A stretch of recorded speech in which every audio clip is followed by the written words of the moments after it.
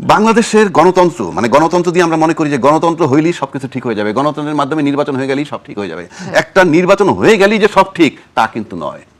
কারণ আপনি নির্বাচনে ভোটে নির্বাচিত হন, তাহলে ভোটে নির্বাচিত হওয়ার পর আপনি কি একবারও প্রশ্ন করেন আপনি নিজেকে যে জনগণ আপনাকে ভোট দিছে কেন?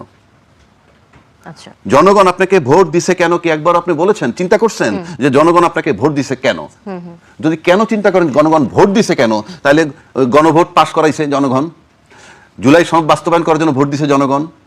আপনি পার্লামেন্টে নির্বাচিত হওয়ার পর সাথে সাথে ইউটার্ন নিয়ে নিলেন যে কিসের গণভোট, কিসের জুলাই সনদ।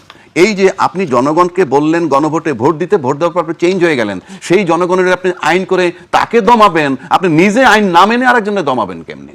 আচ্ছা, 2 নম্বর আসেন, নির্বাচিত প্রতিনিধি হয়ে গেলে এই যে গণতন্ত্রের মাধ্যমে আপনি নির্বাচন করলেন, নির্বাচন মানেই যদি ভোটকে আপনি গুরুত্ব দেন তাহলে তো ওইগুলো বাস্তবায়ন করতে হয়। কিন্তু আমাদের কাছে বরাবরই ইঞ্জিনিয়ারিং একটা কথা আছে, অর্থাৎ ভোট ফলাফল যাই হোক, মানে ভোটের মানে ভোট যেভাবেই দেখ না কেন ফলাফলটা যেভাবে হয় সেই প্রক্রিয়াটা সম্পর্কে যারা ক্ষমতায় থাকেন তারা জানেন। সুতরাং সেই প্রক্রিয়ার কাছে থাকেন, সেই প্রক্রিয়াকে তুষ্ট করেন। তা নাহলে আপনি গণভোট, জনগণের ভোট যদি চিন্তা করেন তাহলে ইউটার্নটা নিলেন কিভাবে?